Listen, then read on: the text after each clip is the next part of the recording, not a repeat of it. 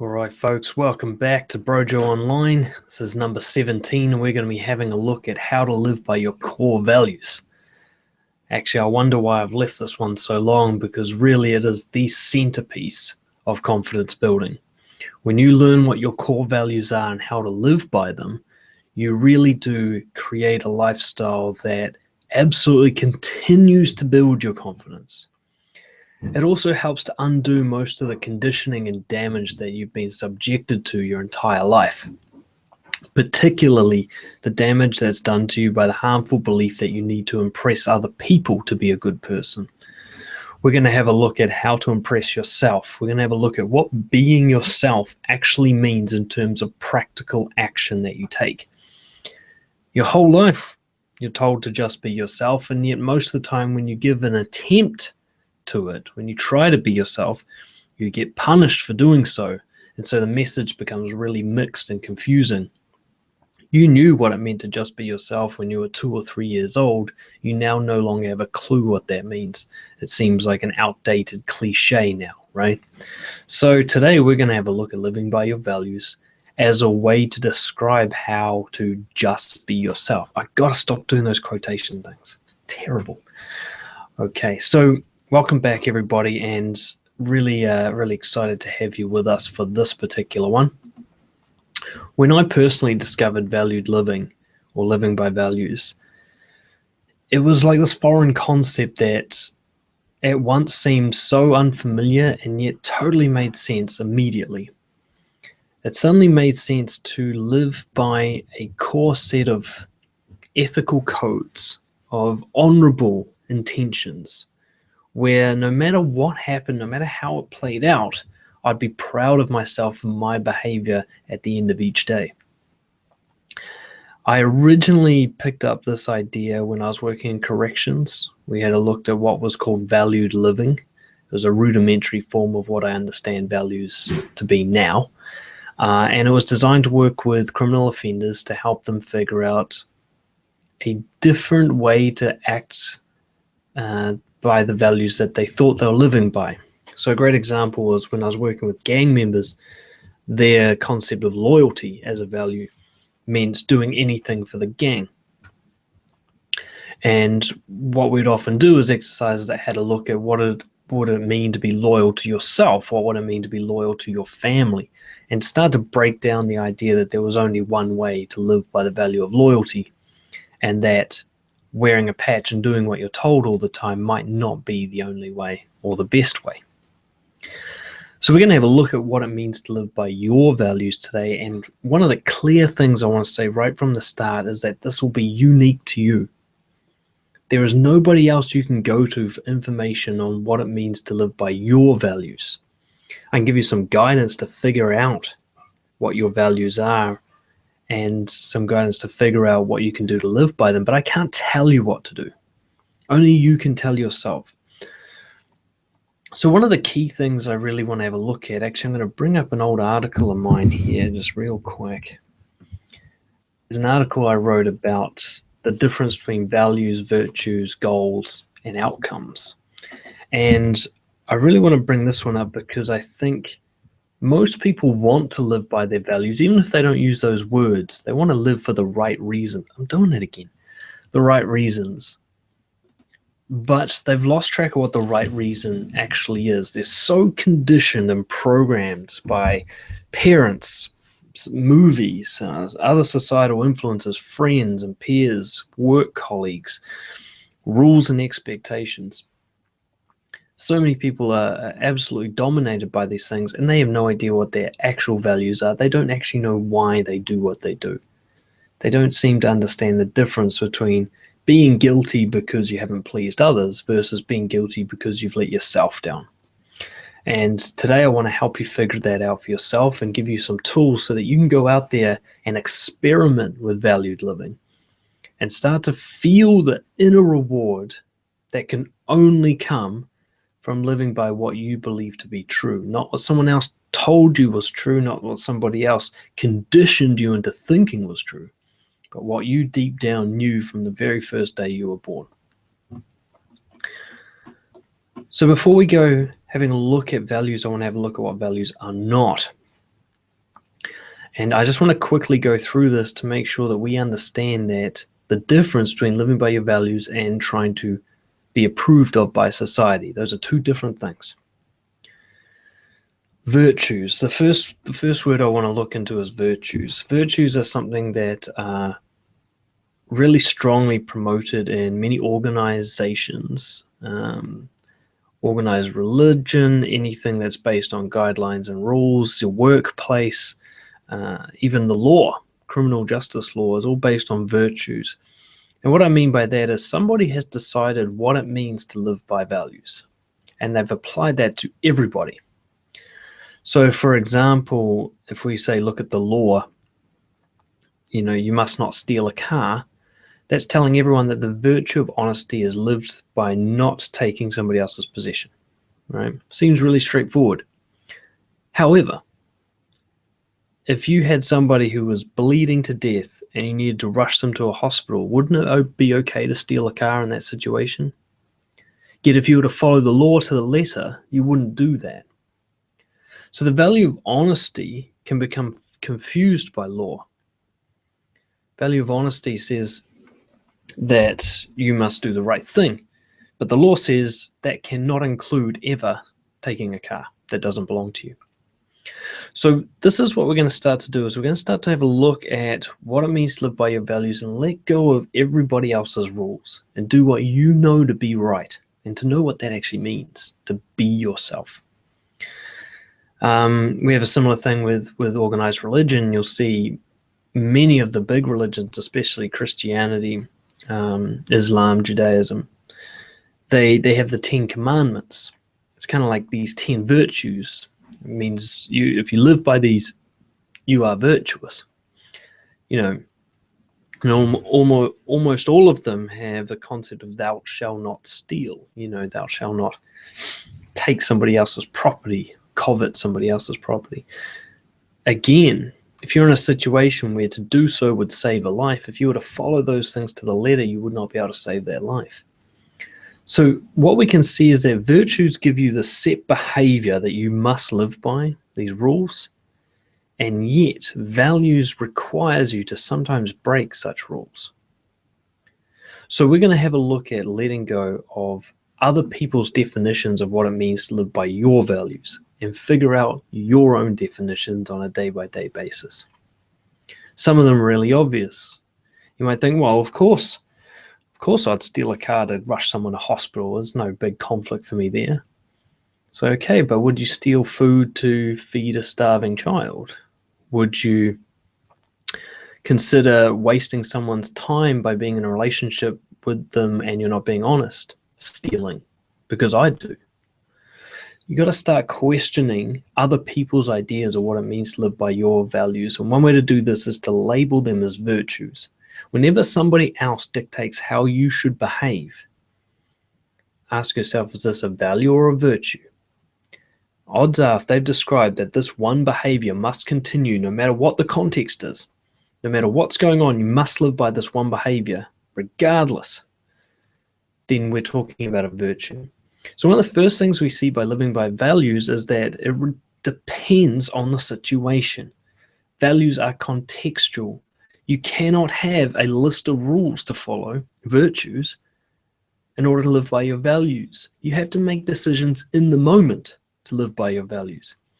Now, this is why a lot of us cling to virtue-based decision-making. We cling to our 10 commandments or our laws or our company policy or our rules because it's easier. We don't have to think. We don't have to take responsibility for our behavior. We don't have to make difficult decisions. We don't have to take risks or experiment. We just follow the rules like fucking robots. It's appealing. I know it is. It's very appealing to live that way. Values doesn't know what the right thing to do is until you're in the situation. Whether or not it's right to steal a car is undecided until you're in a situation where you're forced to decide whether or not to steal a car. When you're living by your values, you must let go of the idea that you're going to be able to write down a list of ways to behave and be able to follow that forever. To live by your values, to be yourself, will mean reacting to every situation as it occurs and giving yourself the responsibility of decision making. It might seem clear already, but you can see now how this is a huge factor in confidence building. If you're doing what you're told versus you're doing what you tell yourself to do,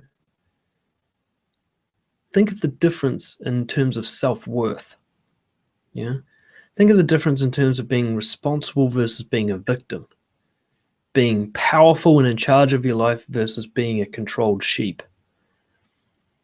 This is what it means to live by your values. It means to be in that responsible, powerful position, which has all the risk.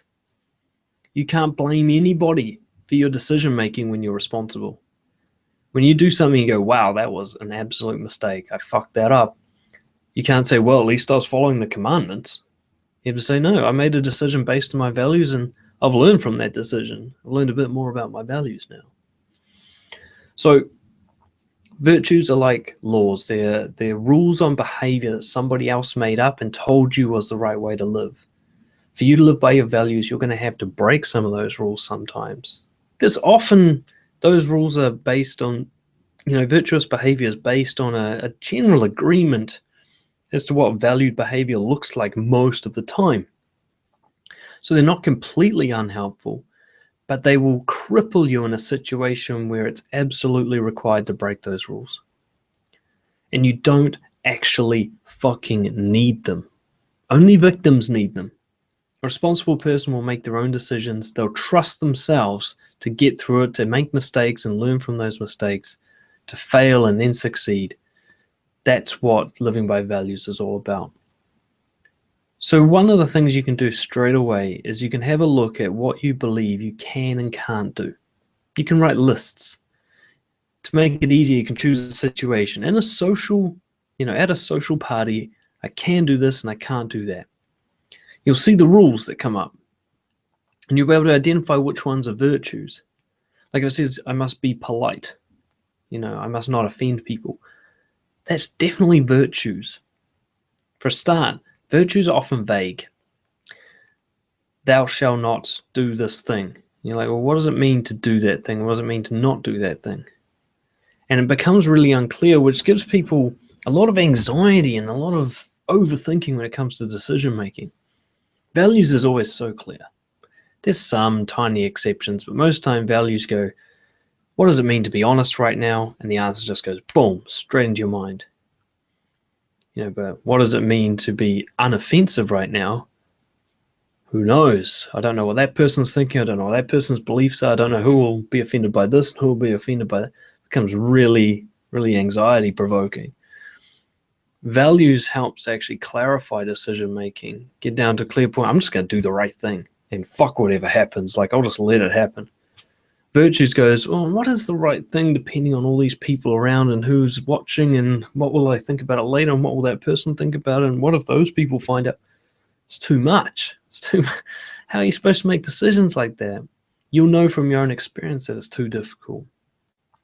What happens when you want to be polite and be honest, but the two things come into conflict with each other?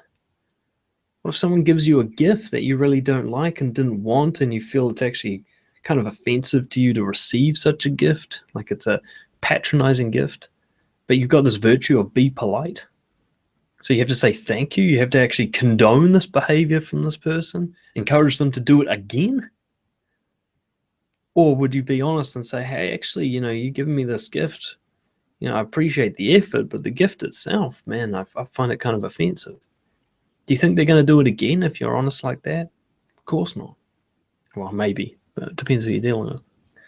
So virtues are rules that tell you how you should live by your values. And one of the key things you got to look at, whether it's law, whether it's religious principles, whether it's the policy of the company, what you'll see is this key theme. It's about getting the approval of other people, isn't it? These laws and rules and everything are never about you just being by yourself and doing something that won't affect anyone else. They don't care what you do when it's kind of by yourself. It's really about anything that might get disapproval from others being outlawed. Yeah. Values will actually quite often generate disapproval from certain people. people who don't share your values. Virtues, on the other hand, are designed to get as much approval as possible. And so I want you to really start looking at that. And one of the key things that comes out when living by your values is there are going to be some people who hate you for what you do. There are going to be some people who really are offended by your behavior when you live by your values. So living by your values isn't about gaining other people's approval. It's actually about letting that go completely so that you can approve of yourself, so that you can get one of the most powerful sensations in the world, which I call integrity. Well, I don't call it that, but I didn't make the word up. But that's what I call that feeling of absolute righteousness, where you haven't done something to please others, you've done something to impress yourself. And you feel impressed. You've watched yourself behave and go, God, I can't believe I just did that. It's fantastic. And nobody else wants it. Nobody else cares about it. Nobody else approves of it. And you still feel great. That's what values is all about. So I want you to let go of virtues. Goals. Goals often describe behavior, and yet the intention behind the goals for so many people is not based on values. It's based on acquiring things. Values is about the process of living. Values is about what you do, not what you get. Values understands that what you get is completely out of your control. You can behave in a way that might manipulate a situation into you getting what you want, but there's still going to be this factor of doubt. You can be the most convincing salesperson in the world, and there's still going to be someone who won't buy from you. You can be the most attractive person in the world, and there'll still be somebody who doesn't love you. You can be the most whatever, and there'll still be these exceptions. No matter what, you will never completely control results, and no amount of smart goal setting is going to change that. Goals, however, can be very helpful when it comes to living by your values if you start with a value intention. If you start with, I'm going to write some goals to help me be more honest. I'm going to write some goals to help me be more courageous. I'm going to write some goals to help me be more assertive. Then those goals will help you. But often goals are written with the, I'm going to write some goals to get more money. I'm going to write some goals to get more healthy. I'm going to write some goals to get more people to like me. You know, we might not be thinking those exact thoughts, but that's where the goals come from. We're pursuing an outcome, a result of some kind, rather than pursuing a way of living that satisfies us. You're going to get and lose things in terms of the way you perceive possession your entire life. Sometimes you'll get people, sometimes you'll lose people, sometimes you'll get money, sometimes you'll lose money, sometimes you'll get attractiveness, sometimes you'll lose attractiveness. You never really actually had any of these things. You don't possess them. They can be taken away at any time. Even your life isn't yours to possess. It can be taken away at any given time. So there's no point really on focusing on something that is so tentatively gripping, something that can be so easily stripped from you. Values, on the other hand, are untouchable. No one can take away your honesty. All you have to do is be honest. No one can take away your courage. All you have to do is go and do something that scares you. No one can take that stuff away. Those values, they're there. They're innate. They're your core programming, and nobody can touch them. People can influence you into choosing not to live by your values, but still you making that decision. Nobody makes that decision for you. You could tie me to a chair and lock me into a prison cell, and I can still choose to live by my values in that situation. My values require no specific result. They only require an effort. So when it comes to living by your values, one of the confusing things about goals is when they require a result to be so-called achieved. But when your goals are written where the achievement comes from the way you live, the achievement comes from trying, from effort, rather than from so-called success or failure, then you're more likely to be on track with your values. When your confidence is attached to results that come through goals, then your confidence can be taken away. When your confidence is only attached to your values, then nobody can take it away but you. and you can always get it back again simply by choosing to live by your values once more. So we kind of covered the gist of what isn't living by your values, and I just wanted to set the scene with that because that's where it gets really confusing. There's one third sort of aspect to this, which is slightly different from virtues, and that's rules. Now, virtues are often what's dictated by other people. They told you how to live. Rules come from a much more mysterious place. They're rules that you've given yourself, and you might not actually remember where they came from. For example, you might have a really specific rule like, I can't talk to a stranger on the bus.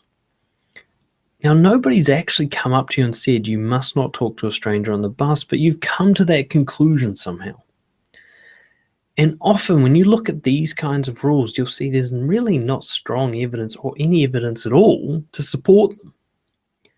How many times have you actually spoken to someone on the bus and had it gone so terribly that you perceive it to be a genuine risk to your safety and it shouldn't be done? Odds are zero times. Odds are you haven't even tried. But there'll be something that you saw or misunderstood at some point that led you to believe that this is now a rule.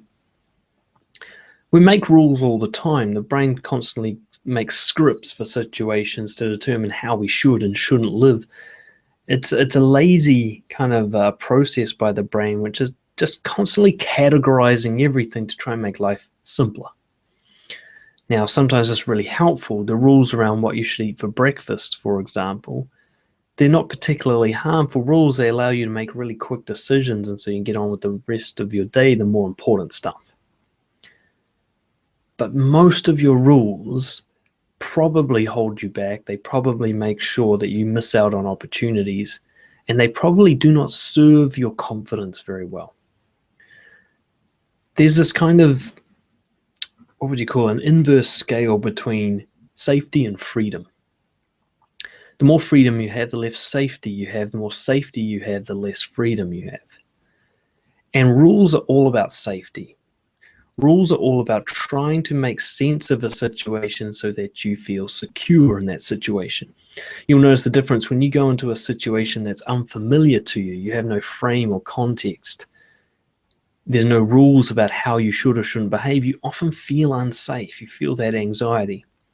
Like I remember the first time I went on to a Māori marae, which is kind of like a village or a meeting place. And there's a lot of protocol for entering the marae. There's, those cultural considerations. There's a process you're supposed to follow. But the first time I went, nobody had explained that process to me. Now, I knew it was there, and I also knew that I didn't know what it was. And I was really anxious in that situation because I knew that I was going to break some rules without meaning to, and I was going to offend people and so on. That's what was going through my mind. And so the lack of rules really felt like I had too much freedom of choice. You can get the same thing if I go to, this is how old I am, if I go to the DVD store. I don't think they even exist anymore. If I'm choosing not to pirate a video for once, and I go to actually purchase one or rent one, I'll be there for hours trying to choose because the options are too vast. Yet if I go there, I have to find a comedy movie. It takes me much less time. There's a rule that helps. So sometimes rules are helpful, but so often, especially in social situations, all they do is limit you with no real measurable benefits. So one of the key things, I want you to have a look at the area of your life that you believe is suffering the most: career, health, social life. And I want you to write down as many rules that you follow that you can think of. You can keep a notebook with you or a phone app of some kind and notice the rules as they come up during the day. You might be waiting in line at the coffee, whatever, cafe, and then when you get to the person, you're like, "Hi, how's it going?" And you put on a big fake smile. And I go, "Oh, there's a rule. I have to smile when I meet someone." That's a rule that I follow. What are those patterns of behavior that you almost unconsciously engage in, and you feel like you have to, and yet at the same time you don't know why you do them? Having a look at those is really going to help you understand where you're losing track of your values. And this is going to be a huge insight creator for you in terms of where you're off track with your confidence. A huge factor in building confidence is breaking rules. I'd put it in my top 5 confidence building tips. It's to list all your rules and then go and deliberately break them repeatedly. So go test them like a scientist would test something new. Go and put them to the test with a huge sample size and with really reliable, accurate measurement tools. So you think, okay, my rule is I can't talk to strangers walking down the street. Okay, then go and talk to at least 100. At least 100 before you decide that that rule is a effective and accurate rule. Yeah, you think it's not okay to be honest on a first date about how I feel sexually. Do that 100 times. Go out there and break your rule 100 times. Figure out what the rule is first and then break it, so that you can see that there's a difference between following rules and living by your values. There are times where your rules and your values align. That's probably where a lot of rules originally came from, is that you felt like you were living by your values at a certain point and you isolated that piece of behavior and applied it to your whole life like a copy and paste. But so often rules breach your values. When your rule says I can't talk to that person, you're probably breaching the value of courage or connection. When the rule says I can't ask for a promotion until I'm ready for it, you're breaching the value of courage again. You're breaching the value of determination, of aspiration, of growth. So many values get breached when you follow rules. And again, even when the rules are self-imposed, you'll find that these rules only apply when you're in the company of other people. Therefore, they must be about seeking approval.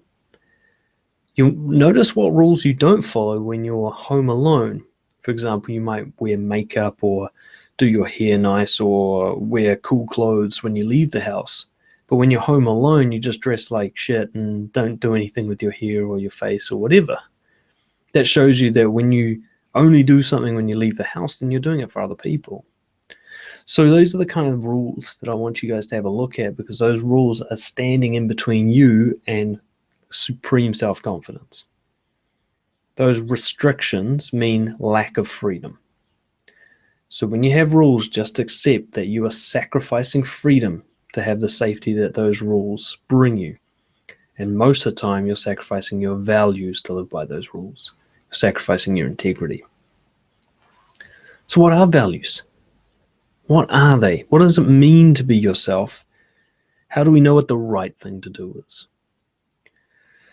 We may never as humans come to a full agreement or understanding as the answers to these questions, but I'm going to share my views and hopefully it will help you start your path to figuring it out for yourself.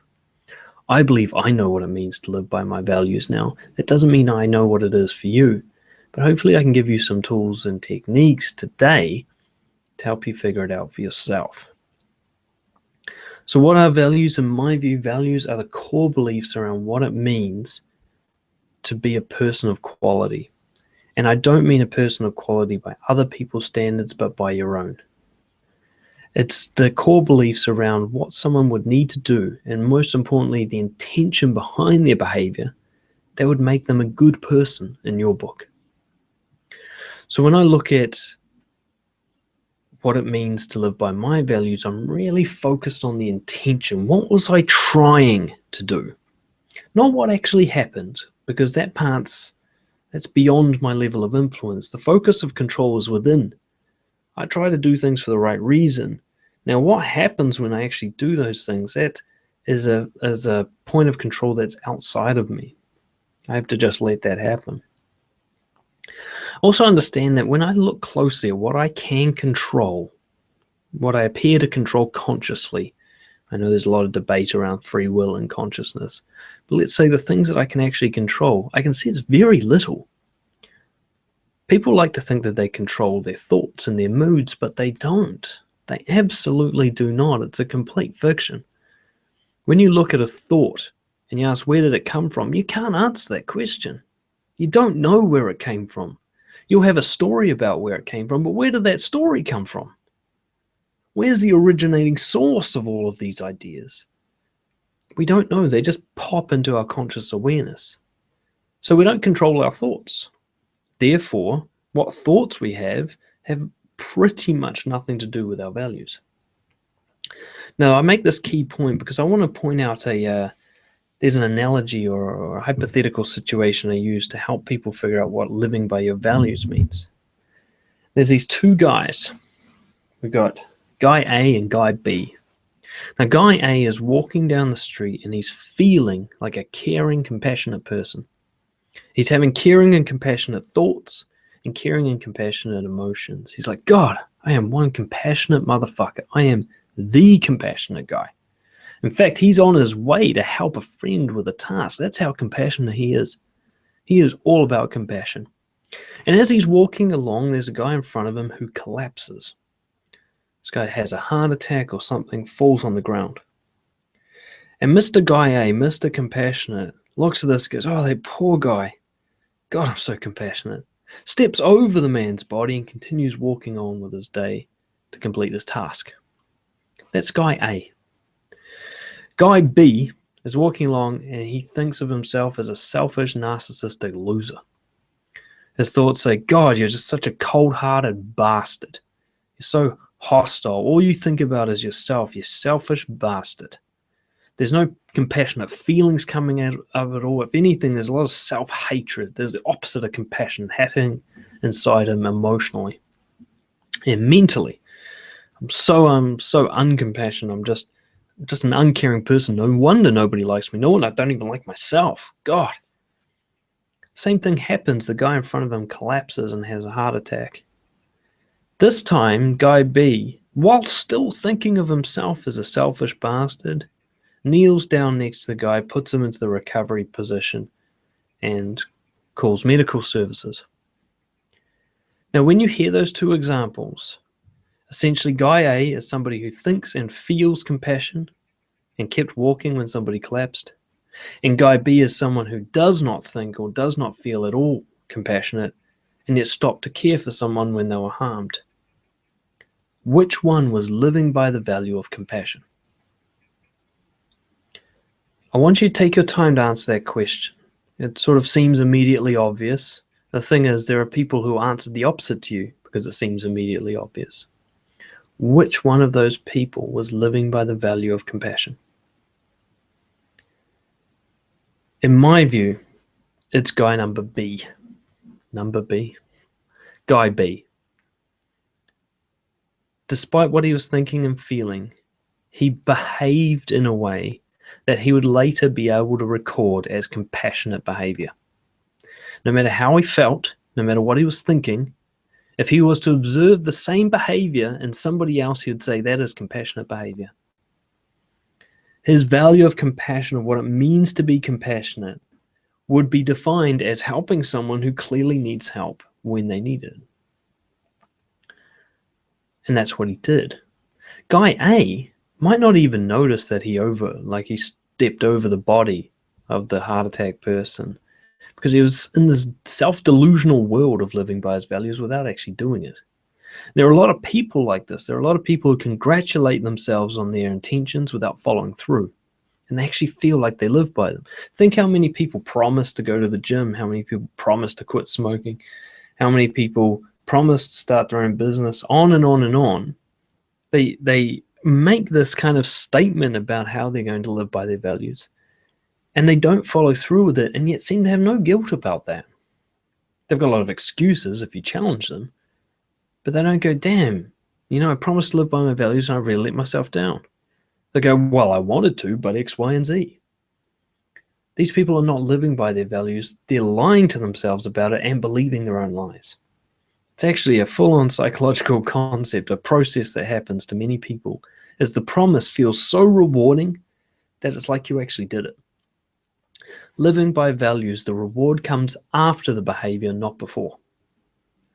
Feeling good about yourself does not come before you do the right thing. It comes after. And this is a key element when it comes to value-based decision-making. Quite often, in order to live by your values, you're going to have to choose to feel something unpleasant. When it comes to living by the value of honesty, you're not going to feel bold and honest. You're going to feel like you're going to shit yourself most of the time. Being truly honest means being vulnerable. It means opening yourself up to judgment. It means emotionally uncomfortable. Living by values, if it feels good to do it, you have to quickly check in.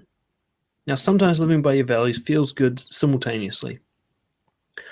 A lot of the time, it will only feel good after, when you look at who you are as a person and go, fuck, I am a good person. That was some good behavior. Nobody else seemed to approve of it, but that was the right thing to do. I know it was. That's the real reward in valued living. And quite often, you will actually get the reward as you do the act, but the initial movement into taking the action often is quite uncomfortable.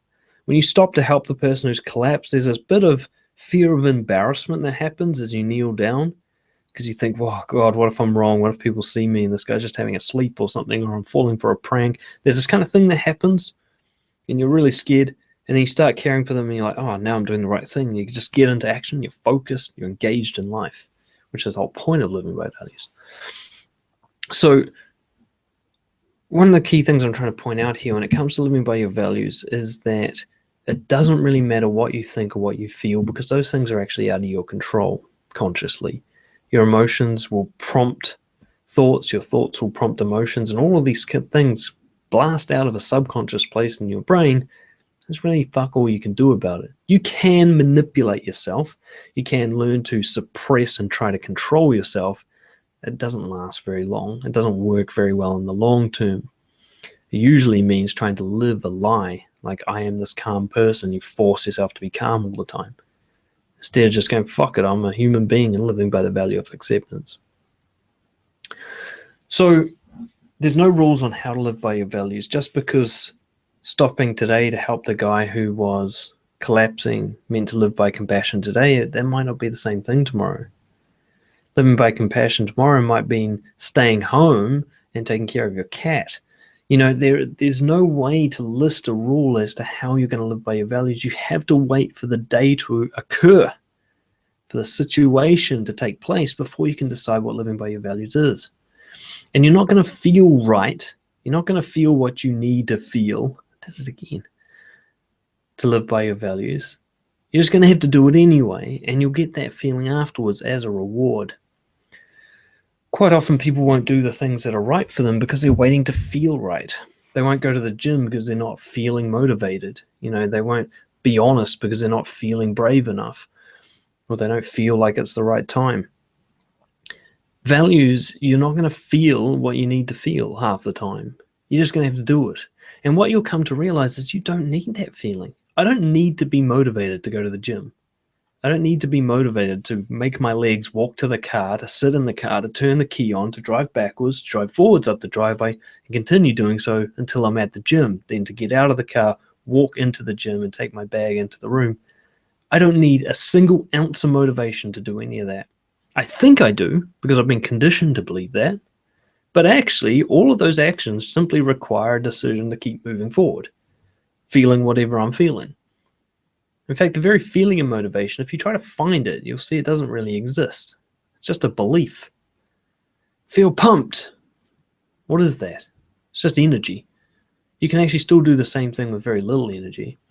And usually, once you get started doing the right thing, that feeling you're looking for comes. I might not feel brave enough to go and meet new people, but I can still force my legs to walk over to those people. I can open my mouth and I can say hi. I do that 10 times in a row, and suddenly that bravery feeling overcomes me. After 10 times, I feel bulletproof. And now I can do it with anyone. There's no hesitation. I earn the feeling through my behavior. So those rewarding feelings you want to have, those confident feelings you want to have, you don't get those for free. You have to earn them. And values gives you a template, a construct, a blueprint as to how to earn those feelings. And the thing is, when you do value-based behavior, those feelings last. When you do acquisition-based behavior, when you do something to get an artificial version of that feeling, it doesn't last. So if I can either live by the value of honesty to feel good about myself, or I can manipulate people into sleeping with me to feel good about myself. Those are two methods. Now, method one, I might not sleep with anyone for long periods of time. I'm going around being honest with people. I might not find a good fit for quite some time. Method 2, I might get laid really quickly. But method 1, every day I look at myself and go, God, I was an honest motherfucker. I was so shameless today. Like, I was just myself. Everything that's true about me came out. I feel a lot of acceptance about myself. Massive confidence comes out, and it lasts weeks, months. You get this momentum going where you just feel rewarded all the time, and you don't worry and have all the self-doubt and regret all the time, because you're just like, fuck, I'm being the guy I'm supposed to be. The second person, I might get laid really quickly, but within a few hours, I'm like, I need it again. Like, I feel good about myself, but now it's been like 2 days since I got laid. Like, maybe I'm not quite as cool as I thought I was. I've got to go chase it again and again and again. You can see this with millionaires chasing money. No matter how many millions they get, they chase more millions. And for people like you and I might be thinking, millions, fuck, why wouldn't you be happy with that? We think we would be. But once you start chasing those outcomes, you have to keep chasing them because your self-worth is attached to them. You never get them. You never keep them. You have $1 million in your bank account, it never really feels like it's yours because it's outside you. It could be taken away. So you have to, I better get another million in there just to be sure. You know, when you're living by your values, being honest, you know it's in you. You can throw it out anytime you want. Nobody can take it away from you. So let's have a look at value-based decision making. Let's have a look at what does it mean to live by your values. How do you make decisions that lead you to live by your values and experience that internal reward? One of the key signals, one that so many of us, especially men, have been taught to not listen to, are your emotions. Your emotions are very helpful when it comes to choosing your values and how to live by them. I have come to the belief that actually not only are all emotions equally helpful and therefore equally important, but they're designed to help your decision making. That we've been taught that emotions are irrational, we're supposed to suppress them to make decisions, despite the fact that neuroscience has clearly shown us that decision making takes place in the emotional part of the brain, the limbic system. Why would we need to stop emotions when it's that part of the brain that makes decisions in the first place? Doesn't that tell us something? Emotions aren't necessarily the things making the decisions. They're like the dashboard lights on your car. They tell you what's going on. And if you listen to them, you can make powerful decisions. So I want you to write a list of all the emotions you can think of. You can actually look up lists. There's a lot of debate in the psychological world as to how many emotions there actually are. But there are a few key ones. And I want you to particularly have a look at the ones that you try to suppress. Now, for most people, these will be things like anxiety, depression, anger, sadness, frustration, confusion. Those kind of emotions people often try to push down and see them as harmful to decision making. I want you to write a list of all the emotions you experience. And I know that's all of them because we all experience all of them. So why we shame them is beyond me. And have a look at what could they be telling you in terms of living by your values. I'll give you some examples to make this a little easier. Anxiety. Anxiety tells me two things. It tells me what's important to me, and it tells me that I need to engage in the value of courage. The thing is, without anxiety or fear, whatever you want to call it, I can't be courageous.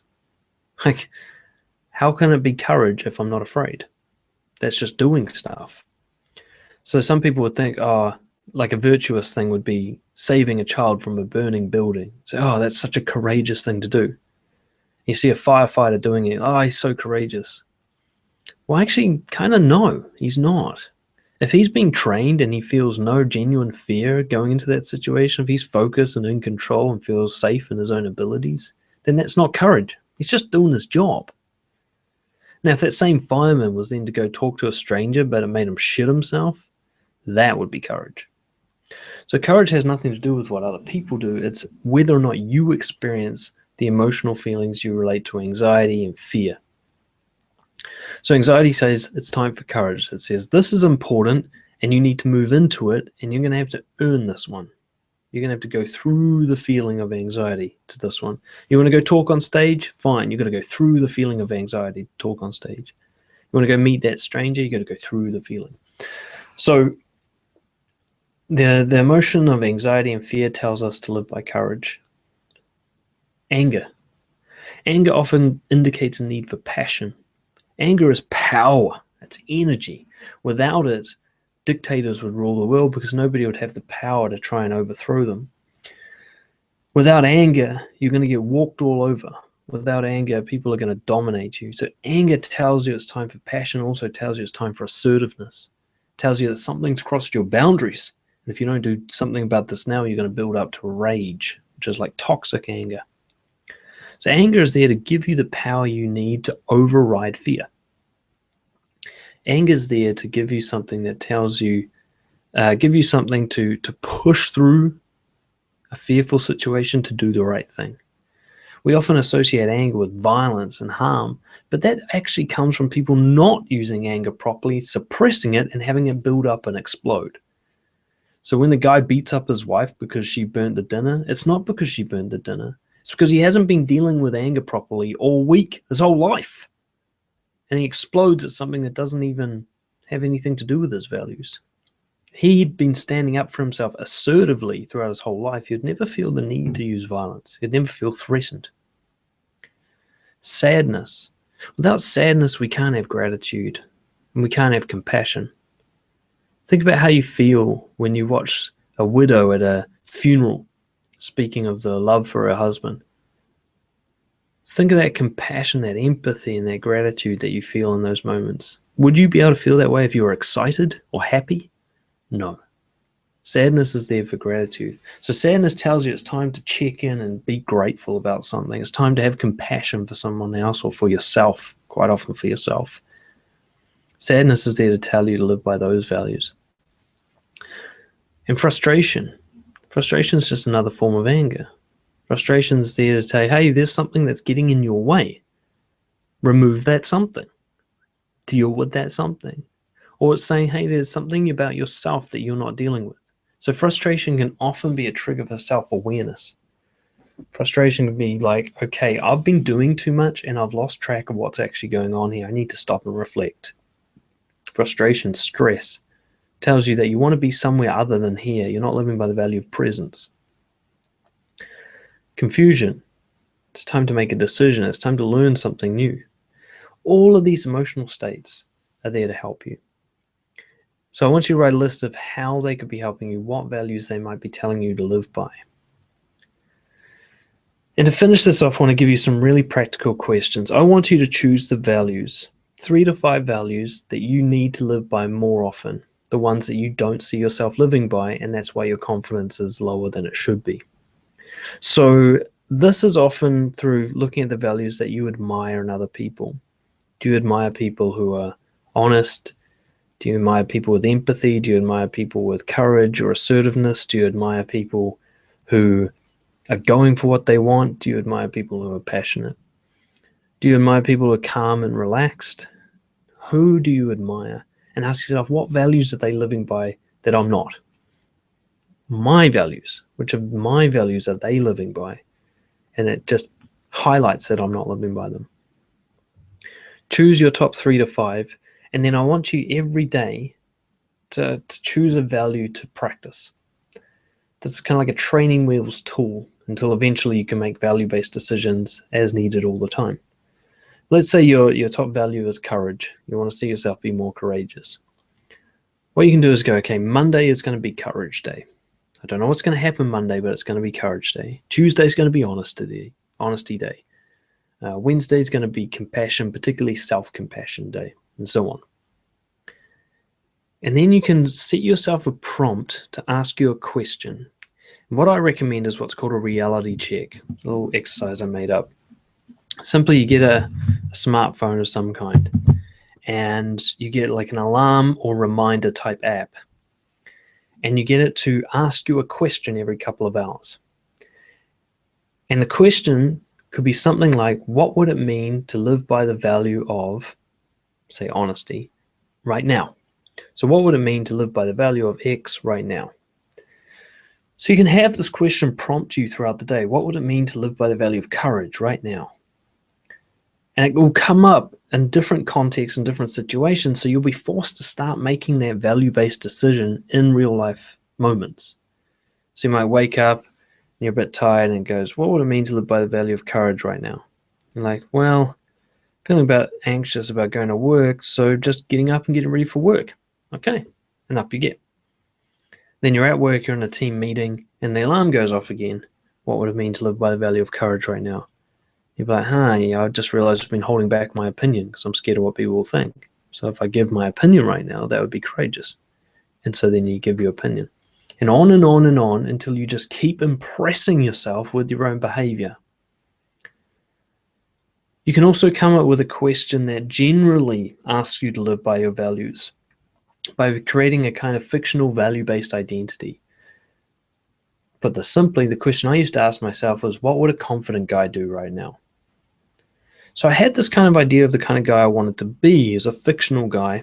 He represented living by my values. And I just asked myself, what would he do? What would the future me do? That kind of thing. So quite often, whenever I ask that question, it's so clear. It would be a range of different things come up for me. But in each situation, there'd just be this one thing. Like I remember once being in a shopping mall and the reminder went off, what would it mean to be confident right now? And I looked up and there was these four girls. I was in some sort of clothing place. These four girls like laughing and talking. And as soon as I looked at them, my brain said, well, he would go talk to them. Now I shit myself and I didn't actually follow through on that action. But it taught me what it meant to live by my values in that particular moment. And what can happen is when you don't follow through, is you get to learn about your values. You can say, okay, I didn't do it. At least I know what it would mean to have done it. At least I know what living by my values means in that situation now. And you learn a little bit more about your values and you start to get these guidelines, not rules, but guidelines, kind of templates, kind of ideas as to what it might be in certain situations. And the third thing is you can actually, like I mentioned before, that future self, understand that the reward for values often comes after the event. It's kind of like a looking backwards type reward. So what you can do is you say, what do I need to do right now to be proud of myself tomorrow? Because being proud of yourself right now is often what you did to please others and you successfully pleased them. So if you say something in a meeting and everyone's like, oh, good idea, you feel proud of yourself.